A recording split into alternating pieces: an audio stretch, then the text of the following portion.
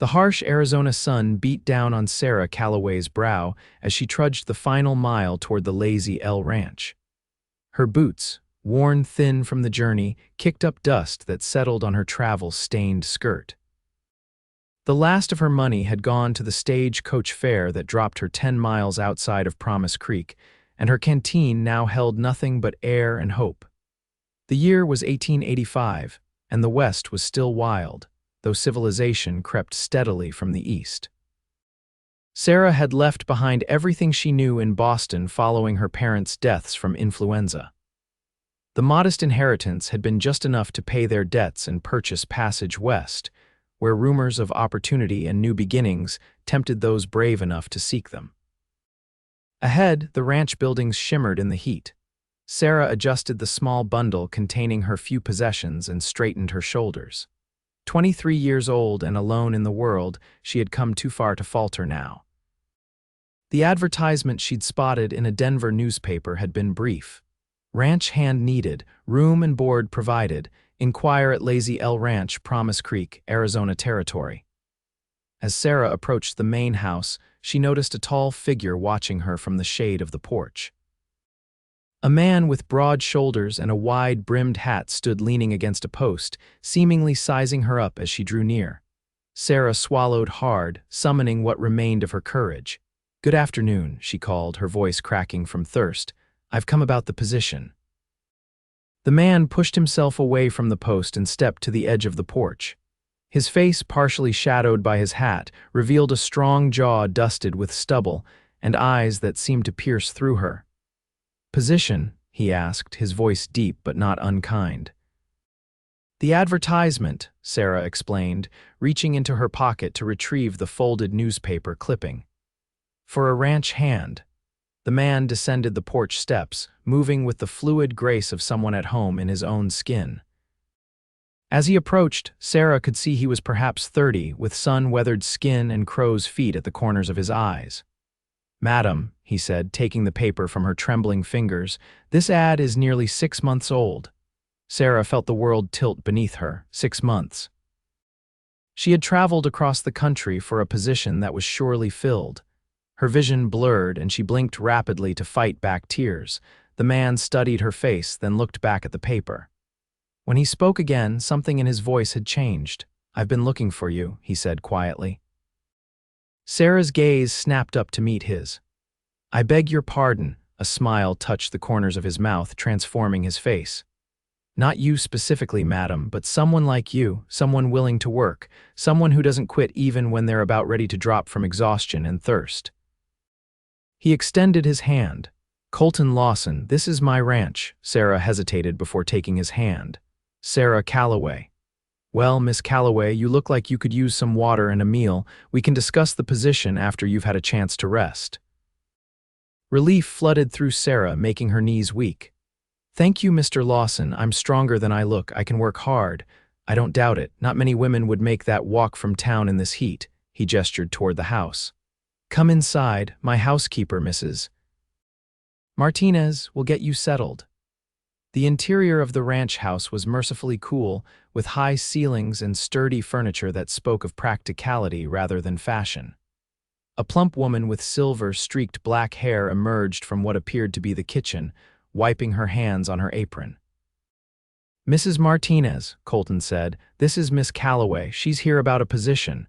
Can you see that she gets some water and something to eat?" The woman's dark eyes assessed Sarah with a mixture of curiosity and concern. "Of course, Mr. Lawson. Come with me, miss. You look ready to faint." Sarah followed Mrs. Martinez to the kitchen, where she was seated at a scrubbed wooden table and presented with a glass of cool water and a plate of beans, cornbread, and sliced tomatoes. The food was simple but delicious, and Sarah realized she hadn't eaten properly in days. As she ate, Mrs. Martinez busied herself at the stove, occasionally glancing over her shoulder. "You've come a long way," she observed. It wasn't a question. Sarah nodded, swallowing a bite of cornbread. "From Boston." "Boston," Mrs. Martinez exclaimed. "That is very far. What brings a Boston lady to Promise Creek?" "Necessity," Sarah replied honestly. "My parents died and I had nowhere else to go." Mrs. Martinez's expression softened. I am sorry for your loss, but why here? Surely there are positions in the East for a young woman like yourself. Sarah set down her fork. Those positions come with expectations. I wanted to make my own way somewhere I could breathe, somewhere I might belong. The older woman nodded slowly. Well, Mr. Lawson is a good man, hard but fair. He works his people hard, but he takes care of his own. Before Sarah could respond, Colton entered the kitchen. He had removed his hat, revealing dark hair that curled slightly at the nape of his neck. He pulled out a chair across from Sarah and sat down, his movements deliberate. Feeling better? He asked. Yes, thank you, Sarah replied. Mrs. Martinez has been very kind. Good. He folded his hands on the table.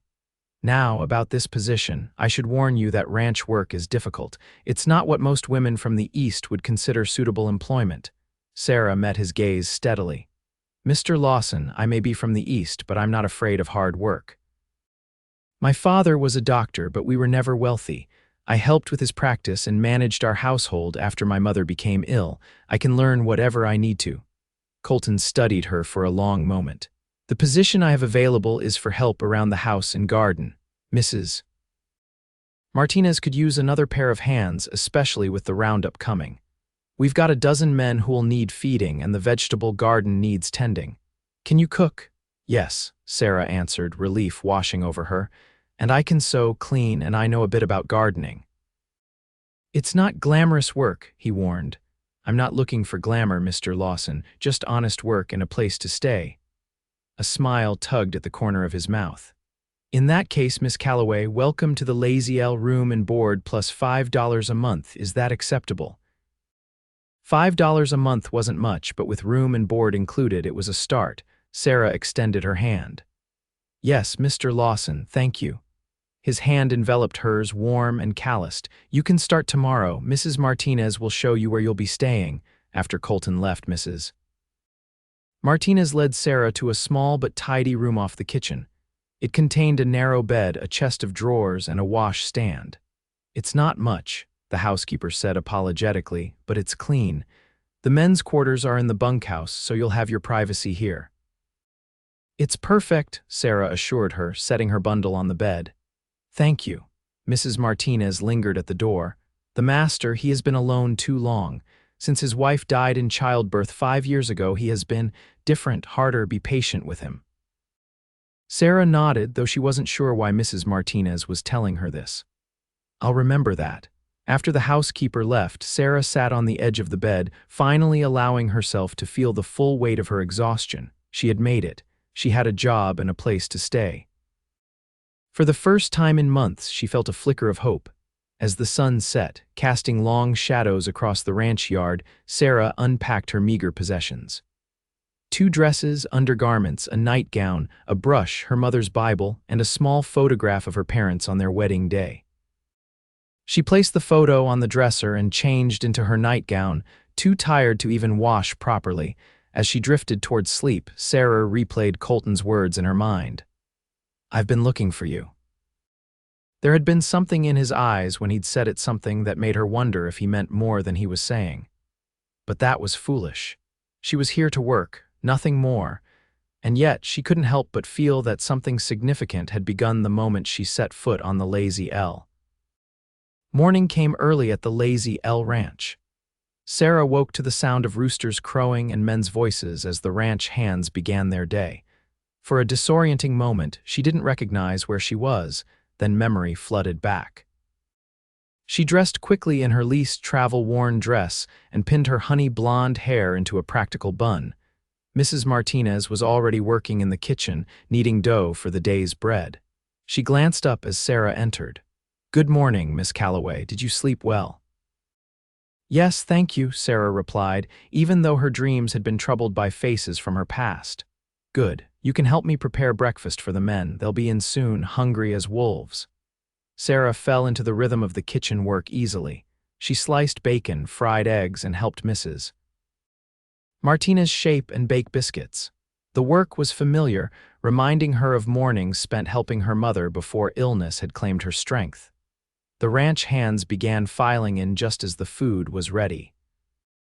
They were a diverse group, some young, some old, some white, some Mexican, one black man who introduced himself as Joseph. They regarded Sarah with curiosity but were respectful, tipping their hats and murmuring thanks as she served them. Colton was the last to enter. In the morning light, Sarah could see him more clearly. He was handsome in a rugged way, with features that spoke of strength and determination. He moved with the confidence of a man accustomed to command, yet there was something in his eyes, a sadness, perhaps, that intrigued her. "Miss Calloway," he acknowledged with a nod. "I trust you slept well." "Yes, thank you, Mr. Lawson." He filled his plate and took a seat at the head of the table. The conversation among the men was minimal as they ate, focused on the day's work ahead, mending fences in the north pasture, breaking horses in the corral, preparing for the upcoming cattle drive. After breakfast, as the men dispersed to their tasks, Colton lingered. "Mrs. Martinez will show you your duties," he said. "If you need anything, don't hesitate to ask. I will. Thank you again for the opportunity." He studied her for a moment, as if trying to solve a puzzle. "You're welcome. It's not often someone walks 10 miles in the heat for a job." "I didn't have many other options," Sarah admitted. "Well, your determination is admirable." He placed his hat back on his head. "I'll be checking the southern boundary today. Don't expect me back until supper." After he left, Mrs. Martinez chuckled softly. "He is curious about you." "What do you mean?" Sarah asked, gathering dirty plates. "Mr. Lawson doesn't usually talk so much with new help, especially not women." The older woman wiped her hands on her apron. "Come, I'll show you the garden. It needs much attention." The vegetable garden was larger than Sarah had expected, with rows of tomatoes, beans, corn, squash, and herbs. Weeds had begun to encroach on some areas, and Mrs. Martinez explained that she hadn't been able to keep up with it along with her other duties. "This will be primarily your responsibility," she said. "We grow much of what we eat. The rest comes from town once a month." Sarah surveyed the garden, already planning how she would tackle the work. "I'll get started right away." The day passed quickly as Sarah immersed herself in her new duties. She weeded the garden, harvested ripe vegetables, and helped Mrs. Martinez prepare the evening meal. The physical labor was exhausting but satisfying, giving her a sense of purpose she had lacked since her parents' deaths.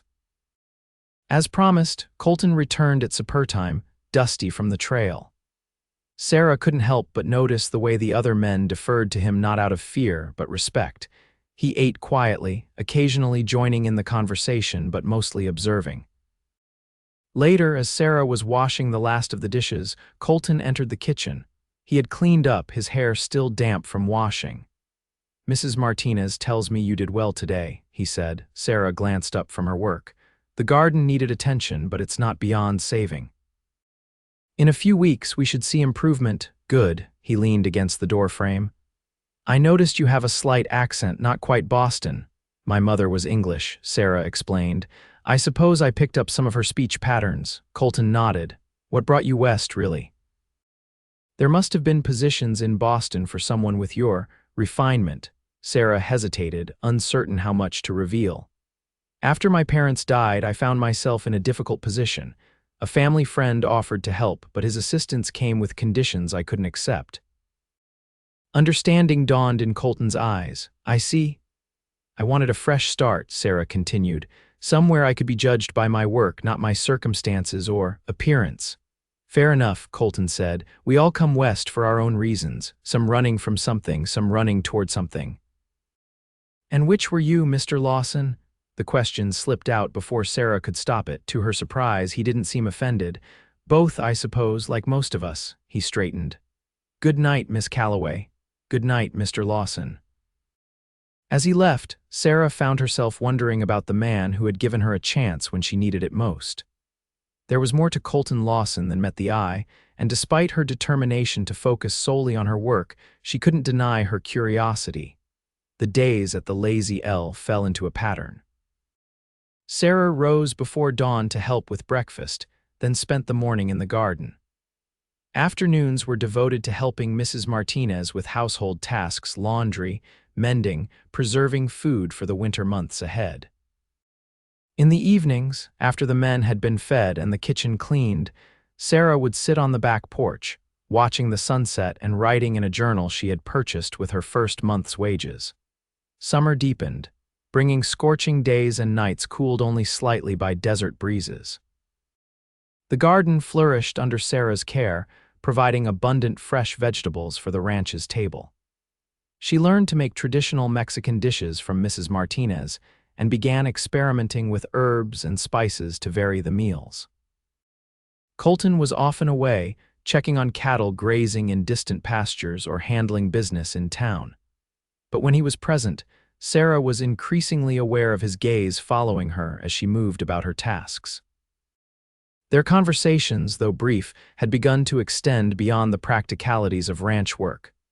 One evening in late July, Sarah was sitting on the porch when Colton joined her. He carried 2 cups of coffee and offered one to her. "Thank you," she said, accepting the steaming cup. He settled into the chair beside her. "The garden looks good, better than it has in years." "Thank you. I've always found gardening peaceful." They sat in companionable silence for a few minutes, watching the fading light paint the distant mountains in shades of purple and gold. "Mrs. Martinez mentioned you know some doctoring," Colton said eventually. Sarah nodded. "My father taught me. Basic things: setting bones, treating fevers, stitching wounds. I helped in his practice." "That's valuable knowledge out here." "The nearest doctor is in Promise Creek, and he's often away tending to outlying ranches." "I'm happy to help if anyone needs it," Sarah offered. Colton turned to study her. "You're not what I expected when you walked up that day." "What did you expect?" He smiled slightly. "Not someone who could quote Shakespeare while pulling weeds." Sarah laughed, surprised that he had overheard her reciting sonnets to herself as she worked. "My father believed in education for women. He taught me himself when he could and sent me to school when he couldn't." "He sounds like a good man." "He was." Sarah's voice softened with memory. "He would have liked it here, I think. The openness, the honesty of the land and its people." Colton nodded, understanding in his eyes. "The West strips away pretense. Out here, you're judged by what you can do, not who your family was or how much money you have." "Exactly." Sarah sipped her coffee, appreciating that he understood. "That's why I came." "And are you finding what you were looking for?" The question hung in the air between them, weighted with meaning beyond the words themselves. "I believe I am," Sarah replied carefully. "I feel useful here, needed." "You are," Colton affirmed, "more than you know." The way he said it made Sarah's heart beat a little faster. She reminded herself not to read too much into his words. He was her employer, and she was fortunate to have found such a position. Yet as they continued to talk, about books they had read and places they had seen, Sarah couldn't help but feel a connection forming between them, a bridge across the differences in their backgrounds and experiences. As August arrived, bringing with it the promise of autumn, the ranch became busier. Preparations for the fall roundup consumed everyone's time and energy. Extra hands were hired, and Sarah found herself cooking for 20 men instead of the usual dozen. Despite the increased workload, she enjoyed the bustling activity and the sense of being part of something important. The cattle drive would take the herd to the railhead in Tucson, where they would be sold. The profit from the sale would sustain the ranch through the winter and into the next year. One afternoon, as Sarah was hanging laundry to dry, she heard a commotion from the direction of the corral. Men's shouts and the panicked neighing of horses sent her hurrying toward the sound, her heart in her throat. A crowd had gathered around the corral where a magnificent black stallion was rearing and bucking, trying to dislodge the rider on its back. Sarah recognized Colton, his face set in grim determination as he fought to stay mounted. "He's been trying to break that devil for a week," Joseph explained, noticing Sarah's arrival. "Horse belonged to a mustanger who got himself killed in a card game. Mr. Lawson bought him, but no one's been able to ride him more than a few seconds." As if to prove Joseph's point, the stallion gave a particularly violent buck, sending Colton flying through the air. He landed hard on the packed earth outside the corral, and Sarah gasped as she saw him lie motionless. She pushed through the gathered men and knelt beside him. "Mr. Lawson, can you hear me?" Colton's eyes fluttered open, focusing slowly on her face. "Miss Calloway," he mumbled, "did I get him?" No, but he certainly got you, Sarah replied, relief making her voice sharper than she intended. Can you move your limbs? Does anything feel broken? Colton attempted to sit up, wincing. Just winded, I think, and my pride is severely bruised. Stay still, Sarah ordered, her hands gently probing his ribs. You might have broken ribs, he complied, watching her face as she examined him. You've done this before. Too many times, Sarah confirmed. My father treated cowboys who thought they could ride anything with 4 legs. The men around them chuckled, tension easing as it became clear their boss wasn't seriously injured. Sarah helped Colton to his feet, supporting him when he swayed slightly. Let's get you inside, she said. You need to rest. The stallion, Colton began, can wait, Sarah interrupted firmly. You're no good to this ranch with a broken neck. To her surprise, Colton didn't argue. He allowed her to lead him to the house, his arm heavy across her shoulders. She was acutely aware of his proximity, the smell of leather and horse and man filling her senses.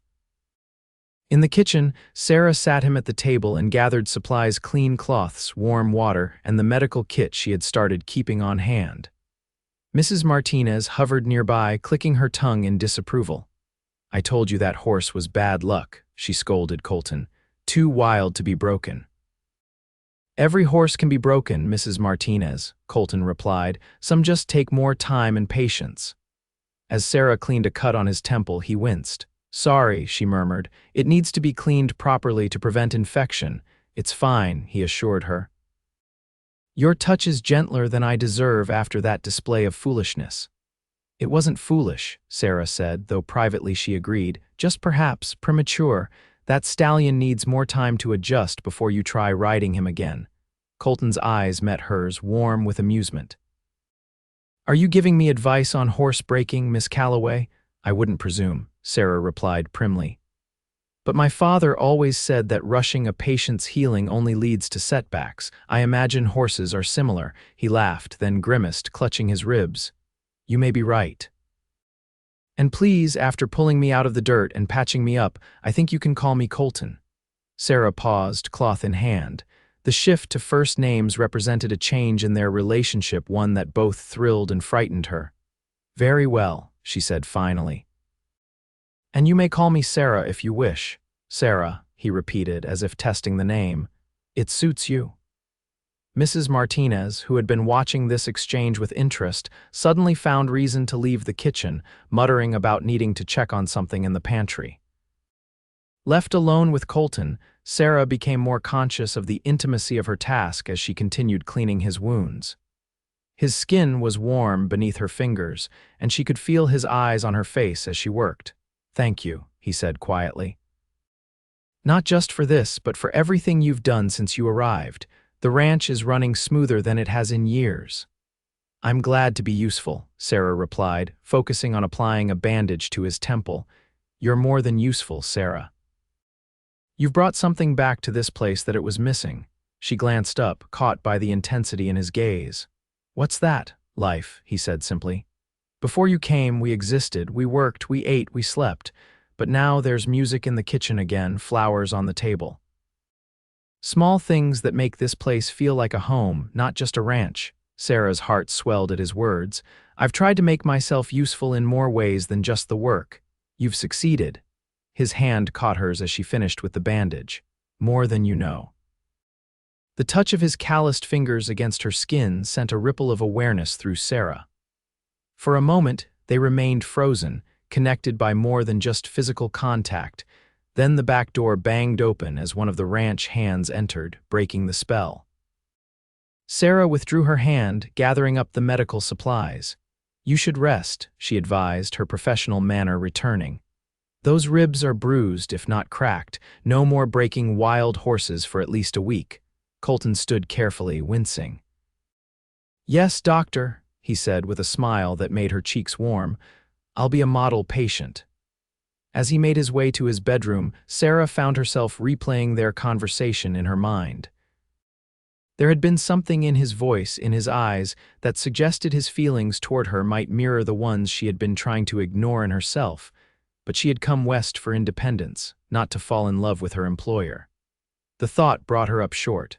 Was that what was happening? Was she falling in love with Colton Lawson? The idea both exhilarated and terrified her. She had seen what happened to women who gave their hearts too freely. Her own mother, for all that she had loved Sarah's father, had sacrificed her own dreams to follow his. And while Sarah respected Colton, she wasn't ready to sacrifice the independence she had fought so hard to achieve. Yet as the days passed, and Colton recovered from his injuries, Sarah found herself looking forward to their moments together with increasing anticipation. Their conversations ranged from practical ranch matters to literature, politics, and their hopes for the future. She discovered that beneath his exterior of capable ranch owner was a thoughtful, well-read man who valued her opinions and respected her intelligence. September brought cooler temperatures and preparations for the cattle drive intensified. Colton, fully recovered, spent long days in the saddle, often returning after dark, too tired for more than a brief conversation before retiring. Sarah missed their evening talks but understood the demands of the season. The night before the men were to leave with the herd, a celebration was held. A bonfire blazed in the ranch yard, and Joseph played the fiddle while others joined in with harmonicas and guitars. The mood was festive but tinged with the knowledge that the men would face a difficult journey. Sarah had spent the day cooking special dishes for the occasion: apple pies, extra biscuits, and a hearty beef stew. As she watched the men enjoy the fruits of her labor, she felt a sense of belonging that had eluded her since her parents' deaths. "You've outdone yourself," Colton said, appearing beside her with 2 cups of coffee. He handed her one. "I wanted to send them off with a proper meal," Sarah replied, accepting the coffee gratefully. "The trail is long and hard, that it is, and the ranch will be quiet with most of the men gone." "How long will you be away?" Sarah asked, trying to keep the disappointment from her voice. 2 weeks, if the weather holds and there's no trouble." The thought of the ranch without Colton for 2 weeks left an emptiness in Sarah's chest that surprised her with its intensity. The cattle drive must be important for the ranch's finances. "It is," Colton confirmed. "But this year I won't be going with them." Sarah looked up in surprise. "You're staying," he nodded. "Foreman's leading the drive. I have business here that needs my attention." "What kind of business?" Sarah asked, then immediately wished she could retract the question. "I'm sorry, that's not my concern." "It's all right," Colton said. "Part of it is working with that stallion. I think you were right about him needing more time and patience." "I see." Sarah tried to hide her pleasure at the thought of Colton remaining at the ranch. He hesitated, then added, "And there are some other matters I've been putting off too long." Before Sarah could ask what he meant, Joseph struck up a lively tune and several of the men began to dance. To Sarah's surprise, Colton extended his hand to her. "Would you care to dance, Miss Calloway?" He asked formally, a twinkle in his eye. Sarah hesitated only briefly before placing her hand in his. "I'd be delighted, Mr. Lawson." He led her to the area near the fire where others were dancing. The music was fast and unfamiliar to Sarah, but Colton guided her with sure hands, showing her the steps. She followed his lead, laughing when she made missteps, enjoying the freedom of movement after a day of work. As they danced, Sarah was conscious of misses. Martinez watching with approval and some of the men exchanging knowing glances. She should have felt self-conscious, but in Colton's arms, she felt only joy and a growing certainty that her feelings for him were deeper than she had admitted to herself. When the music slowed to a waltz-like tempo, Colton drew her closer. "You dance well for a woman who claims to have spent most of her life in a doctor's office," he observed. "My father believed in a well-rounded education," Sarah replied. "Dancing was part of that, though I've had few opportunities to practice." "Well, you could have fooled me." His hand was warm at the small of her back, respectful but firm. As they moved together under the stars, Sarah felt a sense of rightness, as if all the decisions that had led her west had been guiding her to this moment, this place, this man. The realization was both wonderful and frightening. The dance ended too soon, and Colton escorted Sarah back to the edge of the firelight. "Thank you," he said. "It's been too long since I danced." "For me as well," Sarah admitted. "It was lovely." They stood in silence for a moment, the night air cool against Sarah's flushed cheeks. Then Colton cleared his throat. "There's something I've been meaning to ask you," he began. "Something important." Sarah's heart quickened. "Yes." Before he could continue, one of the ranch hands approached, apologetic but insistent. "Sorry to interrupt, boss, but there's a problem with the remuda for tomorrow. Need your input." Colton's expression flickered with frustration before settling into resignation. "Of course, Pete, I'll be right there." He turned back to Sarah. "We'll continue this conversation when I return." "Will you wait up for me?" "Yes," Sarah promised, curiosity and anticipation building within her. But when Colton finally returned, it was well past midnight, and Sarah had reluctantly retired to her room, unable to keep her eyes open any longer. She heard his footsteps pause outside her door, then continue down the hallway to his own room. Whatever he had wanted to say would have to wait until morning. Sarah fell asleep wondering what could have been so important and hoping it was what her heart secretly wished for. The departure of the cattle drive the next morning was a flurry of activity. Men mounted up, cattle bellowed, and dust filled the air as the herd began to move. Sarah and Mrs. Martinez stood on the porch, waving goodbye to the departing ranch hands. Colton supervised the departure, then rode back to the house. He dismounted and handed the reins to a stable boy, his face serious as he approached the porch.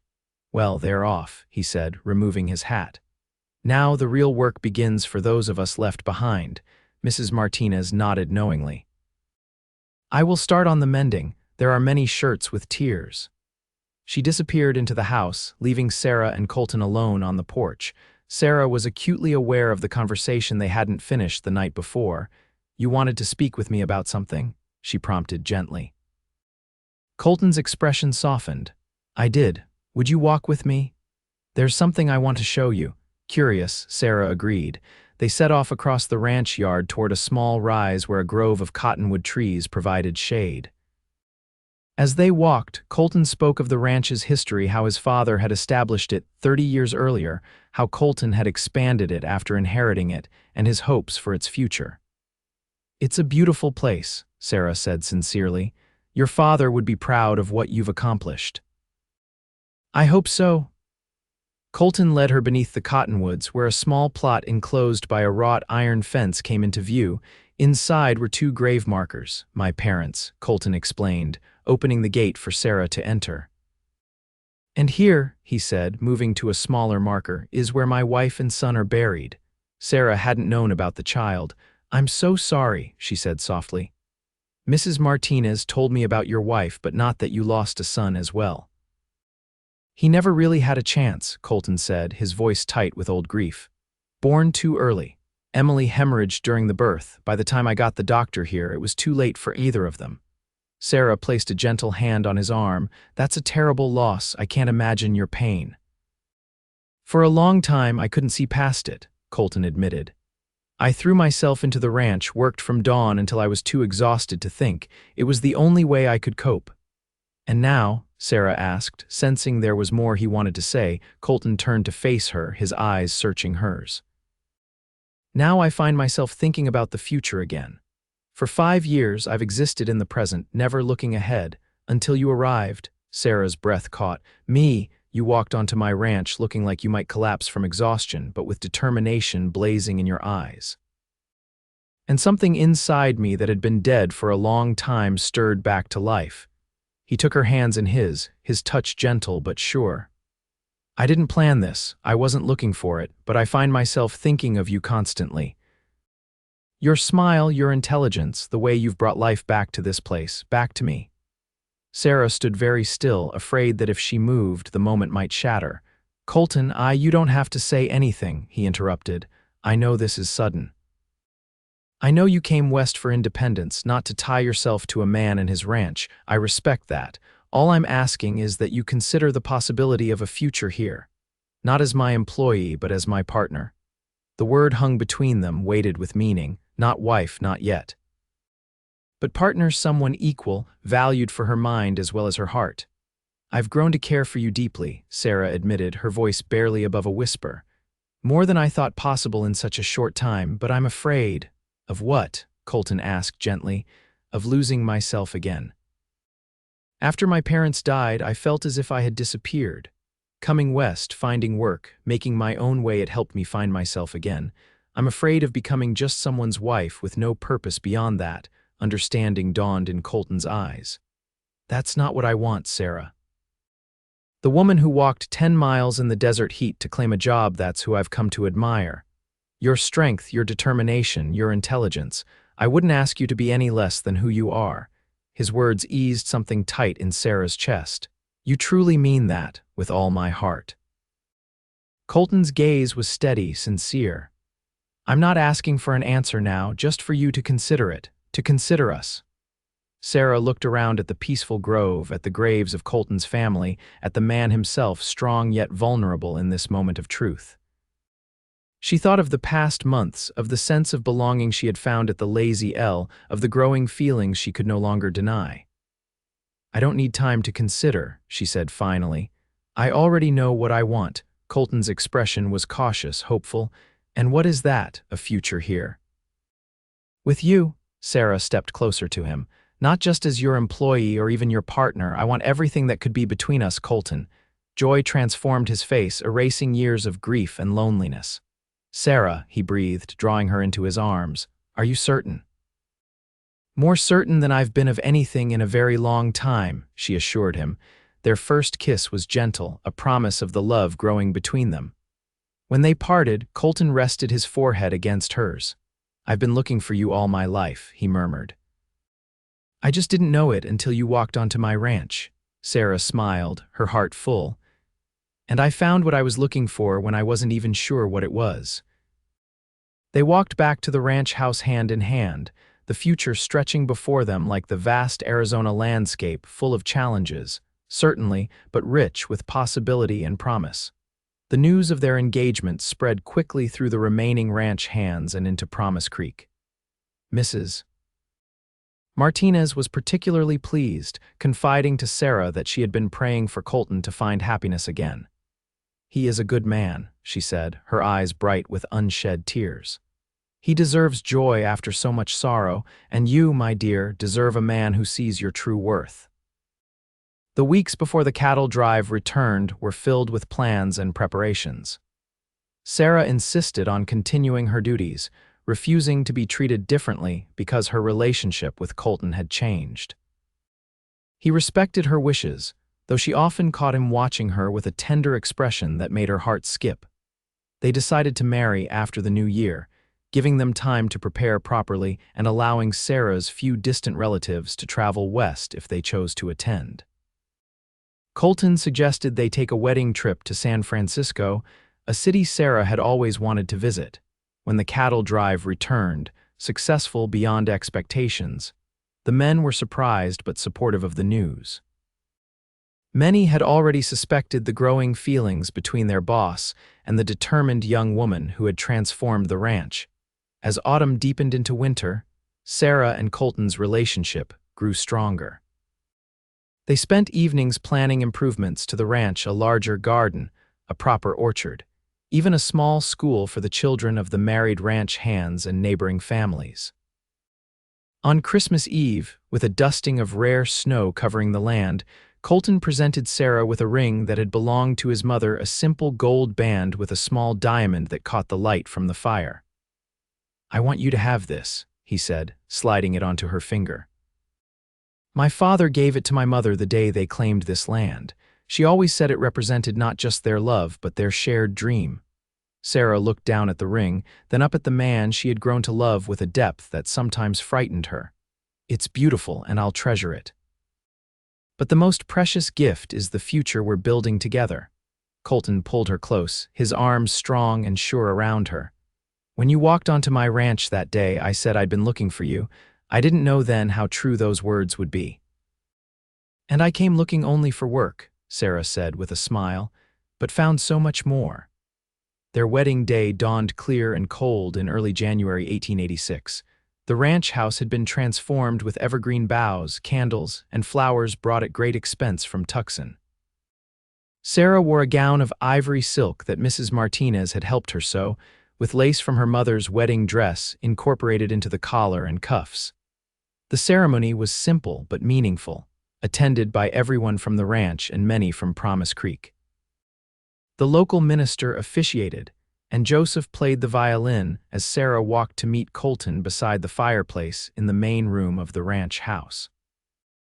As they exchanged vows, Sarah thought of the journey that had brought her to this moment, the grief and uncertainty, the long travel west, the dusty road to the Lazy L where a tall cowboy had said the words that would change her life. "I've been looking for you." Now, as Colton slipped the wedding band onto her finger to join his mother's ring, Sarah knew that she had finally found what she had been searching for all along, not just work or independence, but a place to belong and a love to call home. "I promise to respect your independence and value your strength," Colton added to the traditional vows, "to be your partner in all things and to cherish every day we're given together." "And I promise to stand beside you through whatever comes," Sarah responded, her voice clear and sure. "To build our dreams together and to love you with all that I am for all of my days." When the minister pronounced them husband and wife, Colton kissed her with a tenderness that brought tears to Sarah's eyes. The room erupted in cheers and applause, and the celebration began in earnest. Later, as they danced together as husband and wife, Colton whispered in Sarah's ear, "Happy, Mrs. Lawson?" Sarah looked up at the man who had given her not just his name but his heart. "More than I ever dreamed possible, Mr. Lawson." Their honeymoon in San Francisco was a whirlwind of new experiences, elegant hotels, theater performances, restaurants serving cuisine Sarah had only read about. But as wonderful as it was, both were eager to return to the Lazy L to begin their life together on the land they both loved. Spring brought new life to the ranch, calves in the pastures, seedlings in Sarah's expanded garden, and the news that she and Colton were expecting a child of their own. The announcement was met with joy, though Sarah saw the flicker of old pain in Colton's eyes, quickly replaced by hope. "Are you afraid?" he asked her privately that night, his hand gentle on her still flat stomach. "A little," Sarah admitted, "but I'm more excited than afraid, and I'm healthy and strong, Colton. This isn't like before." He nodded, drawing her close. "I know. I just can't bear the thought of losing you." "You won't," Sarah promised. "We have too much life ahead of us." The months passed, and as Sarah's body changed with the growing child, the ranch prospered under their joint care. Colton insisted on hiring additional help to ease Sarah's workload, though she continued to oversee the garden and household until her condition made it impractical. In November 1886, almost exactly a year after she had first set foot on the Lazy L, Sarah gave birth to a daughter they named Emily Catherine Lawson, in honor of both their mothers. Unlike Colton's first wife, Sarah's labor, though difficult, ended with the cry of a healthy child and the tears of a father who had been given a second chance at family. As Sarah held their daughter with Colton's arm around her shoulders, she reflected on the incredible journey that had brought her to this moment. "When I left Boston, I was running away," she told Colton softly. "I had no idea I was running toward the greatest happiness I would ever know." "And when I said I'd been looking for you," Colton replied, his voice thick with emotion, "I had no idea how empty my life had been until you filled it." Sarah looked down at their daughter, then up at the man who had become the center of her world. "This is just the beginning, isn't it?" "The beginning of everything," Colton agreed, kissing her gently. "The best is yet to come." And in the years that followed, as the Lazy L grew and prospered, as their family expanded with the birth of a son 2 years later, Sarah and Colton found that promise to be true. The hardships of ranch life, drought, harsh winters, economic uncertainties were balanced by the joy of their partnership, the love they shared, and the legacy they were building together. On the 10th anniversary of their wedding, Colton surprised Sarah with a brass plaque for the ranch gate. It reads simply, "Lazy L Ranch, ESD, 1855, home of the Lawson family." "It's perfect," Sarah said, tracing the letters with her finger. "Not as perfect as what we've built here," Colton replied, his arm around her waist. "And it all began because you were brave enough to walk 10 miles in the desert heat looking for work. And because you were wise enough to recognize what we could be to each other," Sarah added. "When you said you'd been looking for me, you changed my life." You changed mine first, Colton insisted, by being exactly who you are: strong, determined, compassionate. As they stood together, watching their children play in the ranch yard, Sarah reflected that the greatest journeys often begin with a single step taken in faith. Her step had led her to the Lazy L Ranch and to Colton Lawson, and in finding him, she had found herself not diminished by love, as she had feared, but expanded by it, strengthened by it, completed by it. And in the vastness of the Arizona territory, on a ranch carved from wilderness by generations of dreamers and builders, Sarah and Colton Lawson continued to write their story one day, one challenge, one triumph at a time, secure in the knowledge that they had found in each other exactly what they had been looking for all along.